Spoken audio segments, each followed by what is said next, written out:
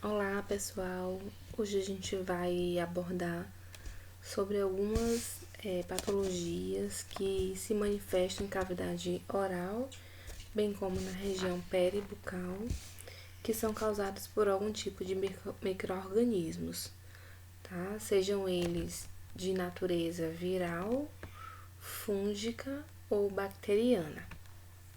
Então, assim, para a gente iniciar, a gente vai discutir a princípio sobre aquelas patologias de natureza viral, tá? Nós temos a primeira delas e uma das, até muitas vezes em se tratando da rotina de consultório, uma das mais frequentes, e vocês muitos já devem ter ouvido falar, uma situação clínica que alguns pacientes apresentam, que é o chamado herpes labial. Então, vocês sabem que o herpes labial, ele vai ser causado por um vírus, né, que é chamado de herpes vírus. Eu preciso que vocês, tenham em mente que esse vírus é considerado mais transmissível e infeccioso entre os humanos. Então, a gente vai ver que há vários tipos de vírus do herpes, em média de 8 tipos. Cada um deles vai ter, consequentemente, uma manifestação diferente. Por exemplo, os pacientes que desenvolvem um quadro de herpes labial, tipicamente eles têm uma infecção ocasionada pelo vírus herpes simples, tipo 1, que é conhecido comumente como HSV1, tá? Mas a gente pode ter o vírus do herpes simples tipo 2, o vírus da varicela zoster, o citomegalovírus, o herpes humano tipo 6, o tipo 7, o vírus Epstein-Barr, que é do tipo 4, e o vírus, da herpes do tipo 8, que é o HSV8. Então, cada um desses tipos de vírus, eles vão propiciar manifestações diferentes, e consequentemente patologias também com características bem distintas, tá? A gente vai ver os principais, que não dá pra gente trabalhar com tudo, mas os principais vocês vão estar vendo, tá? Então, pra gente iniciar, eu não poderia deixar de abordar inicialmente sobre o herpes simples, que é considerado um vírus de DNA. A gente, como vimos, o herpes simples ele pode ser de dois tipos, o tipo 1 e o tipo 2. Quando a gente fala que o indivíduo ele foi infectado com HSV1, a forma de transmissão, se deu, justamente pelo contato de uma saliva contaminada, muitas vezes pela inoculação de áreas ativas, de lesões ativas, tá? Então, é propício ocorrer essa forma de transmissão do HSV1 por meio, de gotículas que foram contaminadas, essa, transmissão via salivar, ou mesmo pela presença de lesões ativas e o paciente consegue muitas vezes auto-inocular o vírus. Tá? Como assim, professora, por meio dessa transmissão de lesões ativas? Então, vamos pensar que o paciente tem uma lesão, em dedos, vamos pensar dessa forma. E aí, com o hábito do paciente colocar a mão à boca, coçar os olhos, pode-se haver, de alguma forma, a transmissão viral para essas outras regiões, de alguma forma gerando manifestações em outras localidades, tá? O que eu chamo a atenção de vocês que quando há contaminação pelo HSV2, a forma de transmissão se deu, via contato sexual. Então, quando o paciente desenvolver o herpes a partir da contaminação do HSV2, houve, de alguma forma, o contato via sexual. Então, ele vai se manifestar, consequentemente, em região de genitália, tá? Enquanto que o HSV1 é muito comum a gente, né, observar os pacientes com manifestações em virtude da infecção pelo HSV1, tanto em região oral, bem como facial e ocular também, tá? Então, a gente vai ver que em relação ao HSV1, as manifestações orais são muito comumente observadas, tá? E aí, pra gente poder dar essa sequência, eu quero que vocês entendam essa diferença entre infecção primária e infecção secundária, tá? Então, um quadro de infecção primária é quando o paciente teve o primeiro contato com o vírus. A gente está falando aqui, ó, do HSV1, que é o herpes simples tipo 1, tá? Então, quando o paciente vai ter o primeiro contato com o vírus, ele vai desenvolver um quadro de infecção primária. Se ele já teve o primeiro contato com o vírus, né? Não desenvolveu um quadro de infecção primária, o vírus permanece ali em latência e ao longo da vida ele vai ter alguma manifestação, a gente vai chamar de um quadro de infecção secundária, tá? Então, infecção primária, normalmente os pacientes vão desenvolver um quadro que vocês vão ver há pouco, como gengiva estomatite ou uma faringoamidalite, tá? Então, é quando ele vai ter o primeiro contato com o vírus. E um quadro de infecção secundária vai ser motivado a partir de uma série de eventos, ou seja, de uma série de fatores, desde a indução, né, da própria radiação ultravioleta, um trauma, a presença de alguma doença sistêmica, eventos como estresse, tá? Então, quem nunca ouviu falar, por exemplo, um paciente com herpes labial, muitas vezes eles relatam até certa recorrência. Mas por que para o paciente relata isso, né? Que às vezes em um ano ele apareceu com aquelas lesões em região de comissura labial, aquelas lesões múltiplas vesículas que se rompem, formando áreas ulceradas e, por conseguinte, formando áreas de crosta, tá? Então, ele relata pra gente que em um dado momento observou que se passaram alguns meses e novamente essa lesão reativou. Outros, né, eventualmente eles podem ter a recorrência, né? Isso pode variar de paciente para paciente. Mas o fato é que observem que muitas vezes tem eventos que estão propiciando a reativação do vírus. Então saibam que quem tem a presença do vírus HSV1, né, normalmente esse vírus ele vai permanecer em latência no organismo, tá? Então ele vai permanecer latente, ou seja, bem quietinho ali na região onde ele consegue se adequar, e a depender de uma série de eventos, como eu acabei de falar para vocês, como estresse, um quadro de alergia, até o próprio período gestacional pode propiciar essa ativação do vírus que vai gerar essas manifestações orais, por exemplo, tá?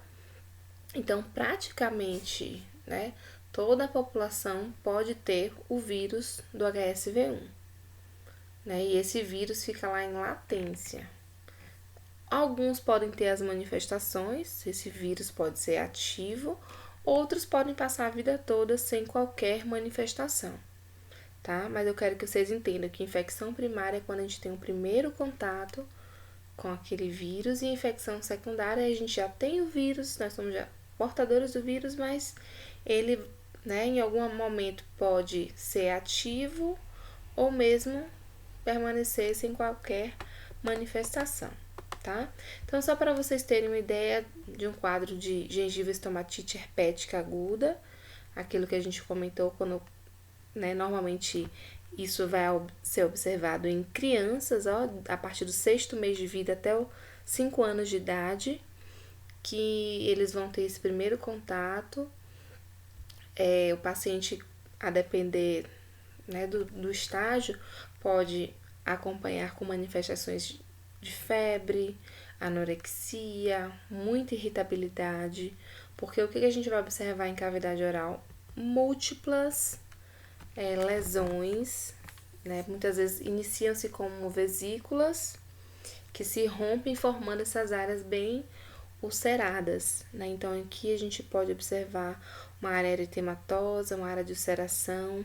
E claro que em uma criança de 6 meses de idade até 5 anos, consequentemente isso vai ser bem marcante e pode propiciar um quadro febril, dificuldade para se alimentar, consequentemente ela fica mais com irritabilidade maior, dificuldade para a alimentação, tá? Então, é uma das primeiras manifestações propiciadas pelo primeiro contato com o vírus do HSV1, tá? Em qualquer região da cavidade oral a gente vai ver essas áreas puntiformes, ulceradas, com vesículas que vão se romper, formando essas áreas bem ulcerativas, tá? Então, isso aqui gera realmente muita dor, muito desconforto para os pacientes. Um outro caso aqui de gengiva estomatite, também essas áreas mais ulcerativas, tá? O que eu vou mostrar para vocês agora já é um quadro de faringoamidalite, também causada pelo HSV1, mas pode ser uma manifestação também do HSV2, tá? O que a gente que chama a atenção pela infecção por esse vírus, sim, do herpes simples, é realmente sintomatologia dolorosa na região de garganta, né? O paciente pode ter acompanhamento de febre, mal-estar, cefaleia. Da mesma forma, são pequenas vesículas que vão se rompendo e vão formando áreas mais ulcerativas. Então, a gente vê nessa região de amígdala, faringe posterior, áreas mais eritematosas, que muitas vezes pode confundir realmente com um quadro gripal, tá? Mas, na verdade, é um quadro de infecção pelo vírus, né? Causando essa manifestação perceptível por meio, né, de uma faringoamidalite. Um quadro de infecção secundária, que é o que a gente vai chamar, né, do herpes labial, né, tão comumente observado por muitos de nós na rotina mesmo clínica, tá? O que eu quero que vocês entendam que quem tem até muitas vezes um quadro recorrente de herpes labial vão apresentar sintomas mais iniciais. Então, a gente tem um período que é chamado de período pródromo, tá? Em que o paciente, antes de ter as lesões perceptíveis clinicamente, eles vão relatar que antes desse aparecimento, na região, por exemplo, como essa paciente que vocês estão vendo aí, região de lábio inferior, ela sentiu antes muita dor, uma ardência, um prurido, ou seja, aquela coceira constante, né? Como se fossem várias pontadas. Isso são os próprios relatos do paciente. Então, antes de aparecer essas lesões, ele pode apresentar esses sintomas de dor, ardência, prurido na região, tá? Dentro de 2 dias, em média, vão começar as primeiras manifestações. Então, começam-se com vesículas que, né, ao longo do período elas se rompem, formando áreas ulceradas, né, em volta de áreas eritematosas. E ao longo de um período de 7 a 14 dias, por exemplo, vai vir a formação de uma crosta, que é a fase chamada de reparadora, tá? Em qualquer região a gente pode observar, mas comumente é perceptível situações como herpes labial em região, né, de lábio inferior e região de comissura labial, tá? Aqui, como eu falei para vocês, é um período prodrômico em que o paciente vai relatar aquela queimação, ardência, prurido, sem ter as primeiras manifestações ainda. Cerca de 2 dias começa o aparecimento né, das primeiras vesículas. Então, aqui a gente tem esse período clínico ativo, né, e ao longo do período vai haver essa fase reparatória que a gente vai ter a formação da crosta. Então, a gente chama de período reparatório, tá? Então, cuidado quando as lesões estiverem na fase ativa, porque é nesse momento aqui que há grande possibilidade de contaminação, tá? Então, orientar o paciente a não colocar, né, a mão na região, evitar compartilhar objetos, porque pode ter a transmissão do vírus, tá? Até mesmo durante o atendimento, se a gente vê que o paciente, ele apresenta o herpes labial na sua forma ativa, a gente suspende o atendimento, prescreve a medicação, né, indicando o tratamento adequado e na sequência, em outro momento, a gente pode estar acompanhando o tratamento odontológico necessário daquele caso, tá? Mas a princípio a gente vai suspender o atendimento, né, se houver a possibilidade, é claro, se não for uma urgência, né? Então a gente pode, sendo um tratamento eletivo, a gente suspende, faz a prescrição, se for o caso, e vamos, né, marcar para um segundo momento e fazer a sequência do tratamento dele, tá? O que eu quero chamar a atenção de vocês também é que o herpes simples tipo 1, ele não só acomete a região, né, oral, região de lábio, mas também pode acometer a região ocular. Isso é uma situação conhecida como ceratoconjuntivite, tá? Uma situação causada também pela infecção pelo HSV1. Tem situações que o vírus pode se manifestar em região das extremidades dos dedos, a gente vai chamar de panarício herpético. Então, muito cuidado, porque esse paciente que tem o panarício herpético, ele é suscetível, né, a autoinocular o vírus para outras regiões, né, como por exemplo a região ocular.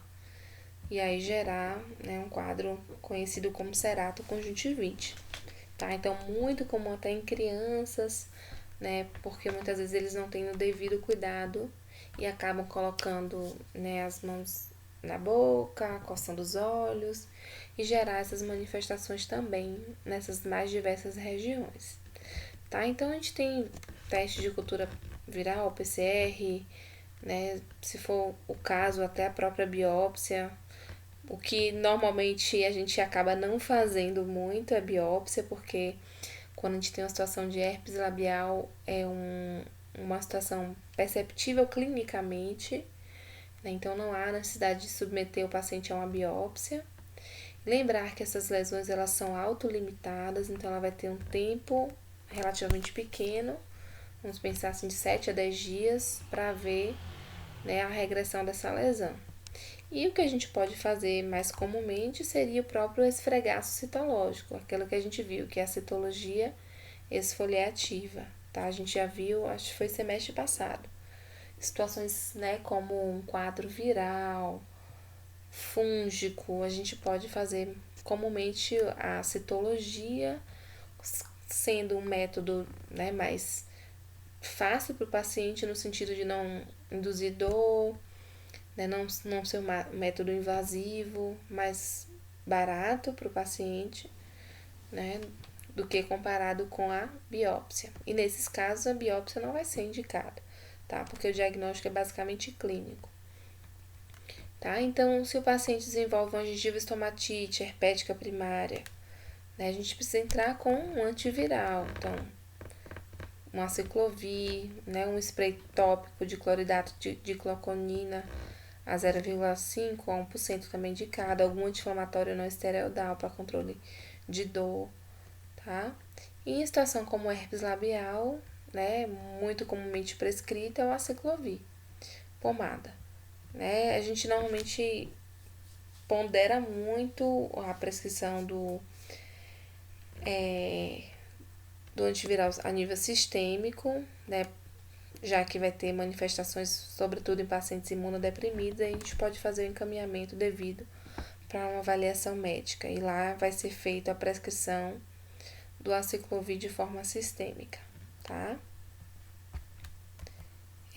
Aqui, só para vocês verem, a aciclovir pomada tá muito prescrito durante o quadro de herpes. Lembrar que o herpes não tem cura, né? Então ele vai apenas reduzir os sintomas, acelerar a cicatrização e lembrar que esse vírus ele fica, né, em latência até que em um dado momento ele possa ser reativo novamente, tá? Seja em virtude de um quadro maior de estresse, a exposição solar excessiva, tá? Então ele é um vírus que permanece no organismo do paciente. Uma outra situação que eu acho que vocês já podem ter ouvido falar é o herpes zoster, tá? O herpes zoster também é causado por um vírus da família do herpes, tá? Então aqui a gente tem um vírus causador, que é o vírus varicela zoster, que é o VZV. Também um vírus da família do herpes. Então aqui a forma de transmissão que vocês vão ver é via, né, respiratória e por meio da contaminação de objetos, né? Esse compartilhamento de alguns objetos que estão contaminados com o vírus. Né? O que é muito curioso é que o herpes zoster normalmente ele é comum em pessoas de maior idade e eu quero que vocês saibam que o herpes zoster, como se fosse uma forma mais severa da varicela. O que significa isso, Pro? Significa que para os pacientes desenvolverem o herpes zoster, eles tiveram previamente a infecção causada pelo vírus da varicela, tá? Inicialmente. Então, o que é a varicela? A varicela é a famosa catapora, né? Então, ele teve uma infecção primária, né? Onde ele desenvolveu o quadro da varicela, que é a catapora. Esse vírus permanece em latência, ou seja, quiescente, né? Fica quietinho ali no gânglio dorsal. E por uma série de eventos, como uma imunossupressão, consumo de alguns medicamentos e a própria idade, que é chamada de senilidade, pode reativar esses vírus. E aí, em um momento em que a pessoa, né, está numa faixa de idade maior, a partir de 60, 50, né, a gente tem uma frequência maior de casos, e aí ele pode desenvolver o herpes zoster, tá? Então, para o paciente desenvolver, normalmente ele teve o contato prévio, né, e aí desenvolveu a catapora lá na infância, por exemplo, na adolescência ou na juventude. Né? Então, ele desenvolveu a catapora e aí o vírus, né, VZV, ficou em latência e aí em outro momento ele vai ser reativo. O que a gente observa das manifestações do herpes zoster? Quem teve realmente relata muita dor, essas lesões, múltiplas vesículas que se rompem formando áreas ulceradas, eritematosas, tá? Então, o que é típico do herpes zoster é que essas lesões elas seguem um trajeto formando como se fosse uma cobra, né? E aí a gente vê que ela começa aqui nessa região de tronco e vai subindo, podendo até chegar em região de face. O paciente sente dor, muitos podem ter dor prolongada em virtude da manifestação do vírus, tá? As lesões orais não são tão comuns, mas como vocês estão vendo aqui em região facial, a gente pode estar observando também, tá? Então, envolvimento oral é possível, mas não tão comum, tá? O aspecto clínico é a presença de múltiplas vesículas com áreas de ulceração, né? Às vezes pode até ser observado uma necrose óssea, perda da própria estrutura dentária, isso também é possível, tá? O citomegalovírus, eu acho que alguns devem ter ouvido falar, é causada pelo vírus do herpes tipo 5 ou CMV, né, que é o citomegalovírus.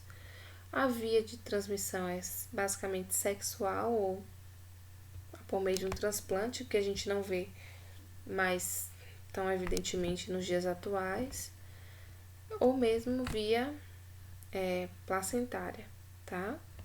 Então, essa transmissão, né, durante o parto da mãe pro bebê, tá? Então, pode ser observado em neonatos e adultos imunodeprimidos.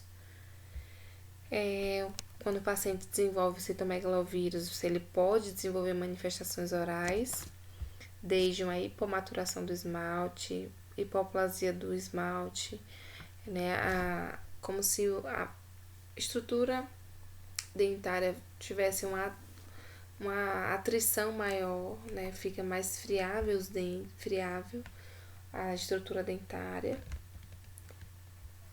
E, né, em relação ao aspecto histopatológico, eu só não vou entrar em detalhes, mas eu quero que você veja aqui nessa imagem como se houvessem duas células, essas células formassem em um conjunto geral, como se fosse uma coruja. Não sei se vocês conseguem ver, né? Então, é bem típico do citomegalovírus essa imagem aqui, como vocês estão vendo, né? As células em forma de olho de coruja, tá? Então, o diagnóstico vai ser a partir da avaliação dos achados clínicos, mas lógico que vai ser feita a cultura viral e o nível sérico dos anticorpos, tá? O tratamento, em alguns casos, pode ser prescrito Ganciclovir, mas normalmente, né, essas manifestações orais, elas vão regredindo espontaneamente. Um quadro de mononucleose, acho que vocês podem ter ouvido falar também, é quando o paciente tem a presença do vírus do HHV tipo 4, né, que é causador do herpes, que causa, na verdade, a mononucleose, é o vírus da família do herpes, que é o Epstein-Barr vírus. Normalmente, a mononucleose infecciosa é a famosa doença do beijo, ou febre glandular. Então, a transmissão direta se dá pelo contato da saliva, né? Ou mesmo por esse compartilhamento de objetos que estão contaminados com o vírus, tá? Então, é muito comum a gente ver situações de mononucleose durante períodos festivos, como carnaval, micareta, né? Em que não há controle muitas vezes durante, né, a festa de quem você está beijando, e aí pode contrair facilmente o vírus do Epstein-Barr e desenvolver essa chamada doença do beijo, tá? É muito chato, né, para quem desenvolve a mononucleose, porque realmente pode apresentar uma variação de sintomatologia dolorosa. Em algumas crianças é possível a gente ter situações da mononucleose, justamente porque a criança ela tem costume de compartilhar objetos, colocar objetos em boca, e aí elas podem realmente desenvolver um quadro de mononucleose com bastante sintomatologia, tá? Desde um quadro de febre, faringite, uma alteração também no fígado, que a gente vai chamar de hepatoesplenomegalia, que é um aumento, né? Quadro de tosse, rinite também acompanhada, tá? E aí a gente vai ver alguns sintomas em adultos aqui, tá? Um quadro de febre, faringite, amidalite. Consequentemente, o paciente vai, né, sentir uma irritabilidade grande, dificuldade para se alimentar, um mal-estar muito grande. Veja só como é que tá aqui essa região posterior, né?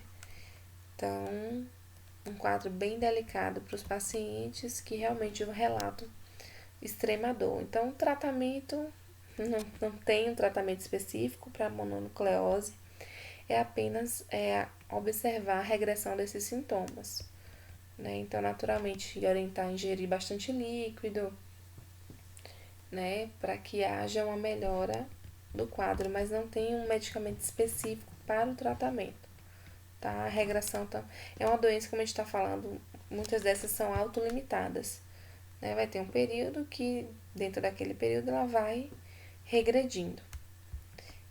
Aqui a gente tem uma síndrome muito conhecida, que é a síndrome da imunodeficiência adquirida, que é a AIDS, né? E que a gente vê que ao longo do tempo os pacientes eles conseguem ter uma boa sobrevida em virtude, né, do tratamento que foi proposto, aqueles coquetéis que realmente garantem uma boa sobrevida a esses pacientes, né?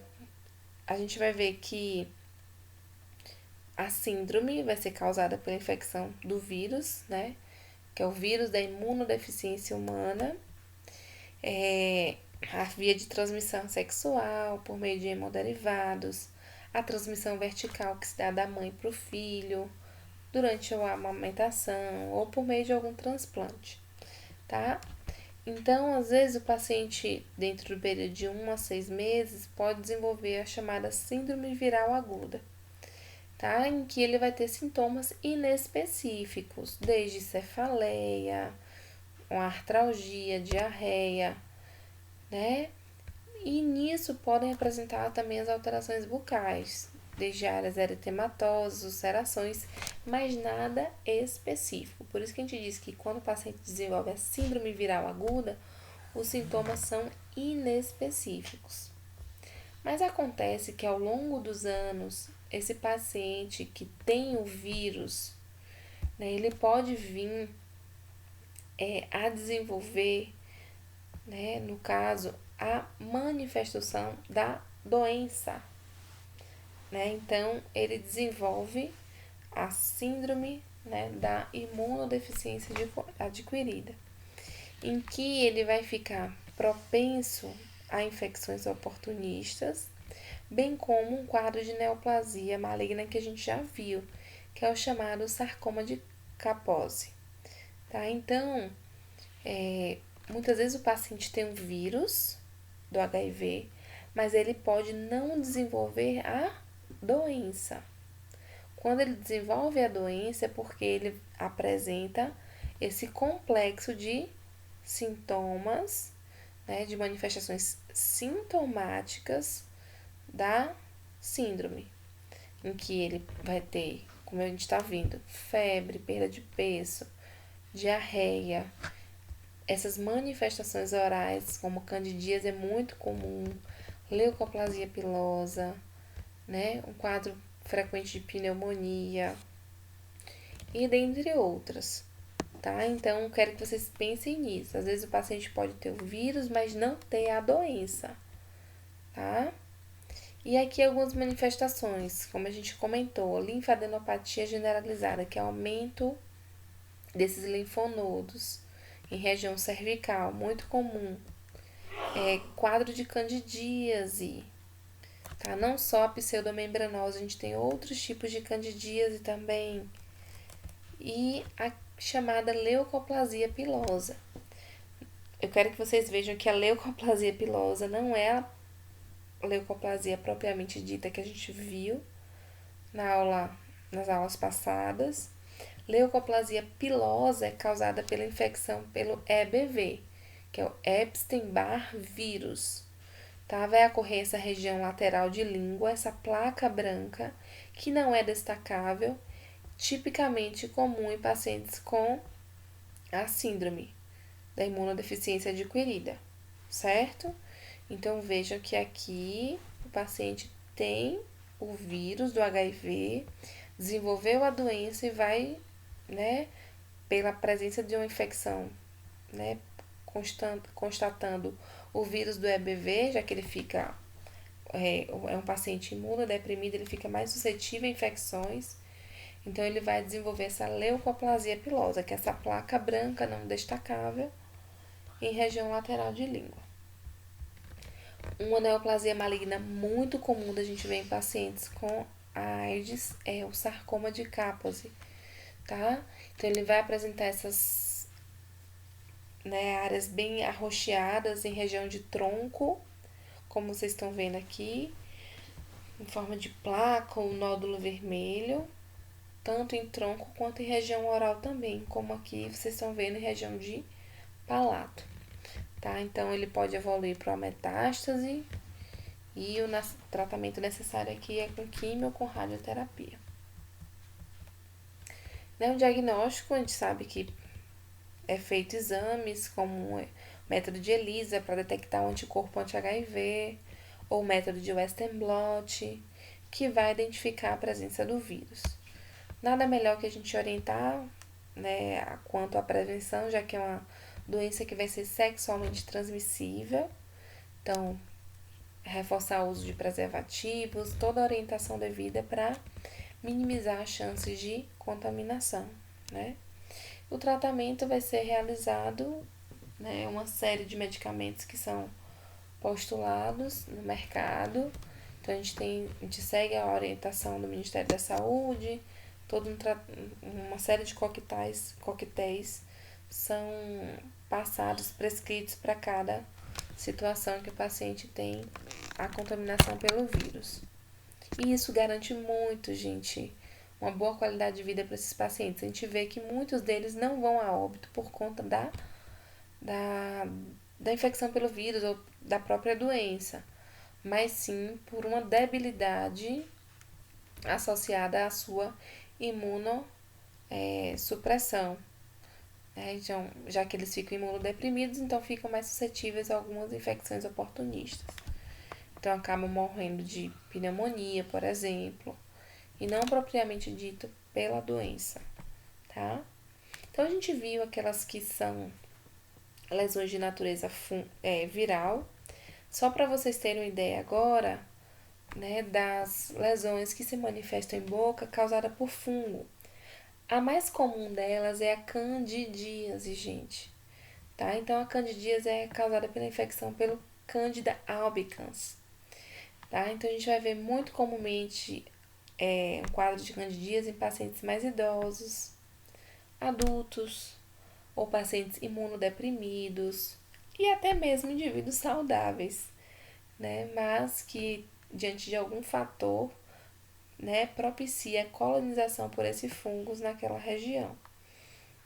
A gente não tem só a pseudomembranosa, que é a forma da candidíase que a gente, né, relata mais frequentemente, mas a gente tem a candidíase eritematosa, crônica hiperplásica, mucocutânea. Temos outras formas clínicas. A pseudomembranosa é mais fácil da gente diagnosticar porque essa placa branca ela vai ser removível, ela é destacável à raspagem. Então, aqui a gente tem a presença de uma membrana que é facilmente removível à raspagem, tá? Então, a sensação da região de queimação, alteração, né, do paladar, isso tudo é possível quando o paciente desenvolve a candidíase pseudomembranosa.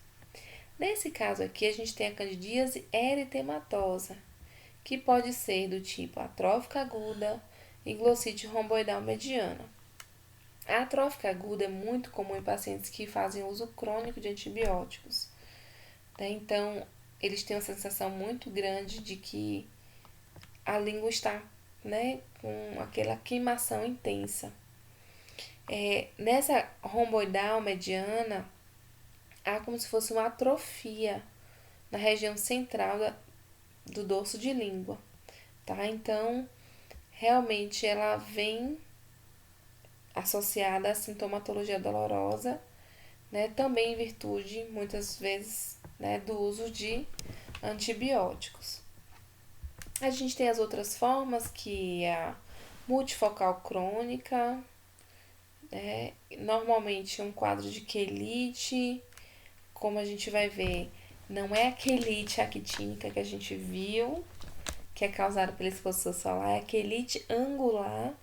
Então, acomete essa região de ângulo de boca, comissura labial, em que o paciente apresenta eritema, fissurações dessa região, muito comum em pacientes idosos, diante da perda da dimensão vertical de oclusão, Então, como o paciente, eles fazem uso de prótese, eles têm ausência de dentes superiores e inferiores, então ele tem uma perda da dimensão vertical de oclusão. Então, essa região de ângulo de boca fica muito propício a acumular saliva, bactérias, fungos, e aí ele acaba desenvolvendo a chamada quelite angular, em que a gente vai ver a intensa descamação nessa região de ângulo de boca.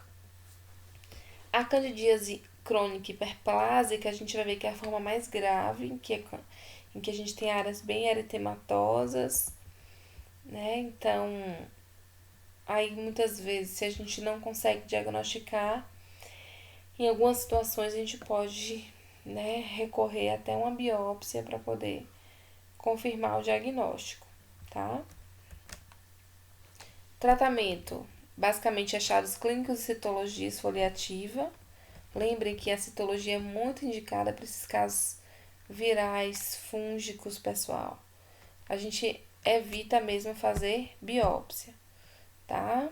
A não ser que há dúvidas, o quadro não melhora, aí sim a gente pode recorrer a uma biópsia. Mas de antemão a gente lança a mão imediatamente de avaliação clínica ou mesmo de uma citologia esfoliativa. Um dos medicamentos que a gente prescreve muito é a nistatina, você já deve ter ouvido falar. E só pra gente finalizar, a gente tem uma condição chamada de paracoccidioidomicose, que naturalmente a gente vai chamar de paracoco. É também causado por um fungo, então, por esse fungo aqui, Paracoccidioides brasiliense. A via de transmissão é pela inalação de esporos, né, que são disseminados no próprio ambiente. Então, muito comum em áreas de agricultura, né, sobretudo quem trabalha diretamente com solo, justamente quando eles inalam esse fungo, tá? Então, só para vocês verem que a forma mais comum é a forma pulmonar, mas tem a forma disseminada que pode acometer outros sítios extrapulmonares. Então, aqui para a gente poder ver, em região de cavidade oral, olha só essa manifestação. É uma infecção granulomatosa, né? Como vocês estão vendo aqui, ó, forma como se fosse um granuloma, esse aumento de volume em várias regiões. Então, a princípio, a gente pode até confundir com carcinoma, mas quando é feita a biópsia aqui, ó, a gente vai ver que há a presença de esporos desse fungo. Então, classicamente, o paciente, né, tem um quadro de paracoccidioidomicose. E aí ele vai ser encaminhado por infectologista, que vai fazer o tratamento, né, de controle mesmo do fungo. Aí ele foi encaminhado para o infecto e dentro de um período retorna e a gente vê claramente a melhora do quadro, né? Então ele tem que fazer realmente tratamento total. Às vezes demora 6 meses, a depender do quadro, até um ano. Esse paciente pode fazer o uso do antifúngico, tá? E só pra gente finalizar com uma de natureza bacteriana, que é a tuberculose. Mas por que para falar de tuberculose? Porque a gente vai ver que a tuberculose não tem apenas manifestações pulmonares. Ela vai ter também manifestação muitas vezes em boca, tá? Então você já sabe que a transmissão se dá pelas gotículas de saliva. Eu só vou chamar a atenção aqui de vocês para o fato de que, né, como eu falei, a gente pode ter a manifestação extrapulmonar da tuberculose, em que a gente vai ter manifestações orais nos mais diversos sítios, seja em língua, lábio, palato, tá? E aí o que eu vou querer, né, a atenção de vocês no sentido de avaliar quais outros possíveis sintomas associados àquelas manifestações orais. Por que eu falo isso? Porque, por exemplo, esse paciente aqui que compareceu ao UFES, ele tinha 54 anos e se queixava muito de dificuldade de engolir, um quadro de inflamação na garganta, e ele relatou muita falta de ar, tosse persistente, cansaço, tonturas e que não tinha histórico de doenças sistêmicas. Quando a gente fez o exame clínico intraoral, foi observada uma lesão ulcerada contorno irregular em assoalho, tá? A duração média era de 6 meses. Então, aqui para vocês verem, olha só a lesão cerada. Então, a gente poderia pensar logo em carcinoma, não poderia? Mas fiquem atentos, ele está falando que está sentindo falta de ar, cansaço persistente. Vamos, né, fazer uma avaliação minuciosa. A gente solicitou exames complementares, como radiografia do tórax, um exame laboratorial chamado de reação de Mantoux, que foi positivo, né, para bactéria. Então, assim, confirmando que o paciente tinha um quadro de tuberculose. Então, ele foi encaminhado para o infectologista. Lá ele faz o tratamento. O tratamento da tuberculose também é muito laborioso para o paciente, porque requer que ele faça a adesão correta ao tratamento. São antibióticos fortes que eles precisam tomar diariamente por um período longo, né? Então ele precisa cumprir, né, todo o esquema do tratamento, senão não vai ter efeito e a bactéria ela vai permanecer ali, tá? Então aquele paciente seguiu com o tratamento e a gente vai ver que quando iniciou, logo essa manifestação em boca regrediu, tá, gente? Então essa foi uma explanação breve, de forma geral, sobre essas manifestações virais, bacterianas e fúngicas. Eu preciso que vocês agora, né, trabalhem de forma mais aprofundada o conteúdo, né, para que haja uma compreensão melhor do que foi discutido aqui para vocês, tá bom? Um grande abraço e até a próxima.